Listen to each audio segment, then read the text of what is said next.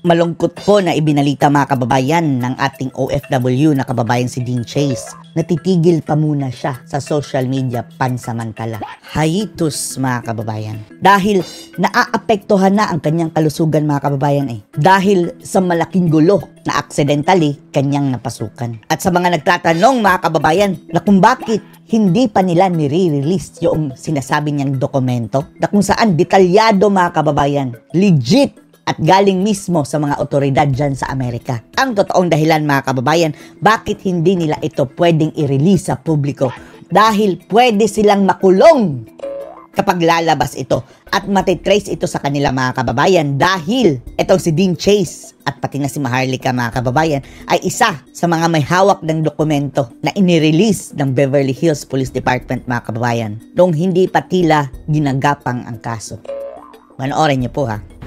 Hello everyone, it's exactly 9:05 here in the city of San Francisco. I'm just going to address something real quick before I take a long break or a hiatus from posting. Long break, hiatus from posting. Because I've been having this headaches this past few days and it's been extremely growing and the doctors don't know what's happening and they're ruling it as stress, which is in fact true. I've been really stressed this past few days because of what's been happening there in the Philippines. So nagpa-doktor na siya mga kababayan ha. Walang findings. Palaging sumasakit ang kanyang ulo. Ang sabi, stress. Dahil dito sa social media mga kababayan, wala namang makukuha dito si Dean Chase mga kababayan Sa makatwid ang kanyang Facebook page mga kababayan, hindi po yan monetize. Wala siyang nakukuhang nikusing ang kanya mga kababayan, purely malasakit para sa bayan. Because you deserve to know kung anong klaseng mga tao itong nagpapatakbo ng bansang ito. Ito talaga mag-take ng break. So before I take my break from posting anything, because I really do need to chill a little bit, I just need to address this issue because I've received a lot of messages, like countless messages and a lot of comments saying that if kompleto ang mga documents mo, bakit ayaw mo i-post? It's public document, it's public interest, why won't you just show it to the public?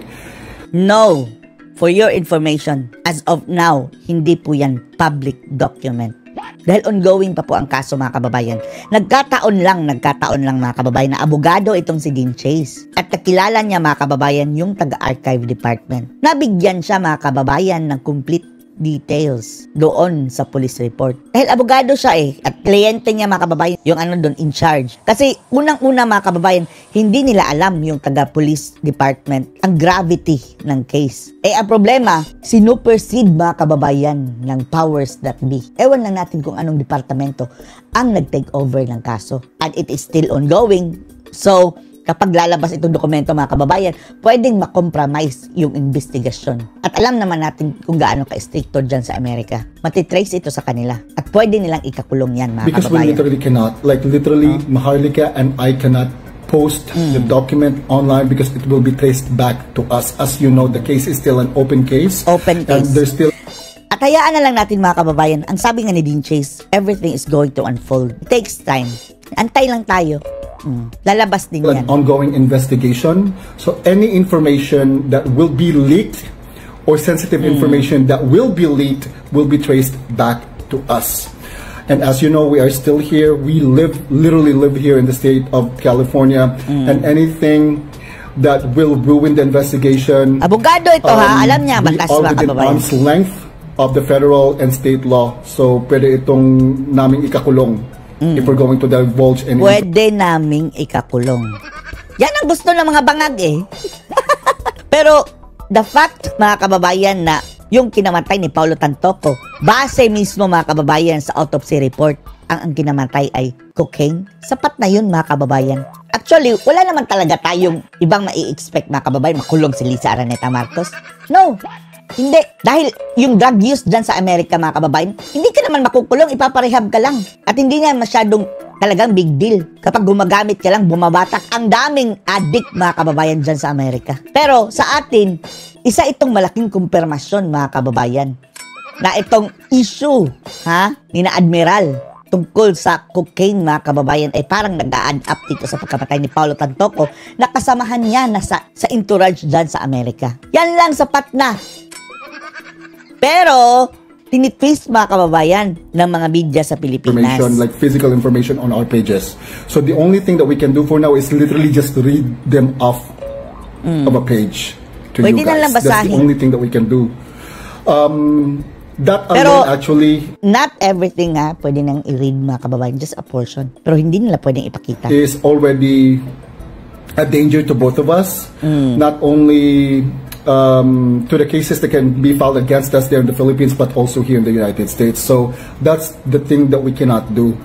Another issue that I want to address is the major news outlets over there, GMA, ABS-CBN. It makes me really sad that during the kasagsagan ng GMA, walang pinoprotektahan, walang kasinungalingan, serbisyong totoo lamang, pero nagdi-delete kami ng mga news dahil kasama pala sa entourage ang kanilang yung isa sa kanilang mga bossing mga kababayan. Ay nako, sabog nitong issue na to, they're not even talking about it. Now that the issue is actually legit, so to speak, kasi lumabas na ang coroner's report, Iniba they're trying to nila ang discredit literally everything just to protect Lisa Tanas, which is really sad.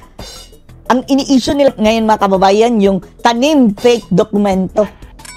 Diba? Malamang sila lang din ang naglabas nun mga kababayan para sabihin, peke lahat yun. Hindi nila ini-specify mga kababayan eh. Parang generalize nila mga kababayan na pati yung pagka-overdose sa cocaine na document is fake. Parang ganun ang nangyayari. Nililihis nyo ang issue. Because they're supposed to be for, unbiased news. Walang pinoprotektahan, walang kasinungalingan, serbisyong totoo lamang, to be provided to the public. Pero what I'm hearing from them is that they're very biased. I do give credit to Net25 though. Despite Isa din itong Net25. Although, okay yung ginawa nila mga kababayan, pero kumagat sila Kumagat sila doon sa patibong. Yung tila tanim pekeng dokumento, doon nila nanglilihis ang issue.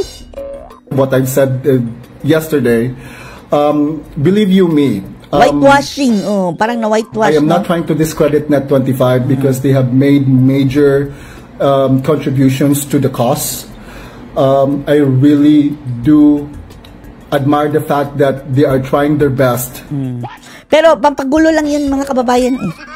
Hindi nila in-address yung katotohanang namatay sa cocaine mga kababayan kasama ni Lisa. You know, to let everyone know what's happening here in the state of California, especially sa city of Los Angeles. It's just that sometimes we do overlook the fact that there are some information that we really need to investigate, especially going through the nitty-gritty information of stuff, because to some people, especially me, because I am really well trained on identifying false documents or any document that has been tampered, because that's literally my job. I do that on a daily basis. Like, bakain yan ng pag-check mga kababayan sa mga peking dokumento. So, isa lang masisiguro natin mga kababayan, yung hawak niyang mga dokumento talagang legit. Dahil siya nga nag-uusisa ng mga peking dokumento mga kababayan. Talagang legit yung nakuha niyang dokumento. In-email sa kanya mga kababayan at pinadala, sinulat sa kanya. At isa pa, alam natin na hindi nagsisinungaling itong si Dean Chase mga kababayan. Dahil, for what?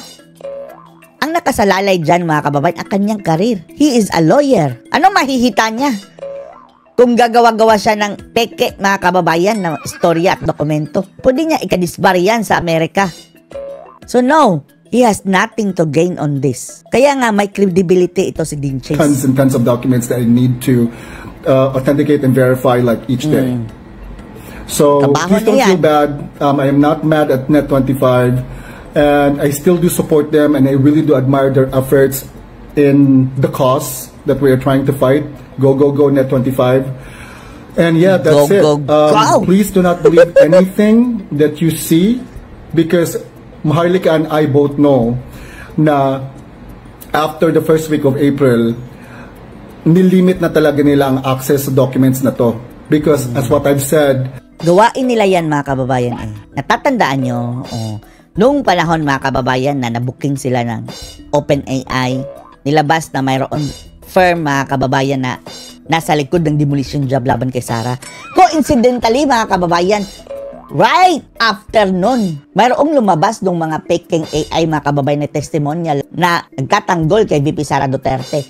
Tapos, like, tinanan nila mga kababayan kumagat naman mga kababayan yung iba nating kasamahan, sina Bato, sina Baste.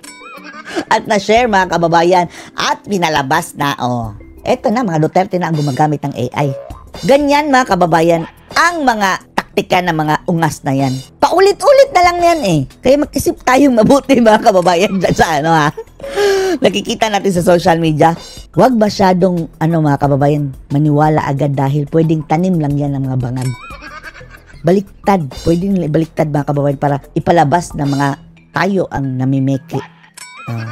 Mga dokumentong iyan, pwede sila lang din ang may kagagawan niyan mga kababayan. Asian-looking man went to BHPD and had a talk with their supervisor, and that case had been superseded already. They are no longer handling the case. Okay? So, you can try. Pwede kayo pumunta dito, pwede kayo tumawag. You can request for documents, but I'm pretty sure that they won't be giving you the full detail. Wala kaming pamasahe. How we wish na makapunta kami dyan. They will probably tell you that we won't be able to provide you any information about the case anymore, blah, blah, blah, yada, yada. Because that's what everyone else had been getting. Okay? So, again, please do be vigilant on the information that you are seeing online, because there are a lot of tampered documents and falsified documents out there. And now you know how to identify which one is real and not. Okay? Now, God save the Philippines. We can do this. We can do this! Ano masasabi niyo dito mga kababayan? Post, ikaw mas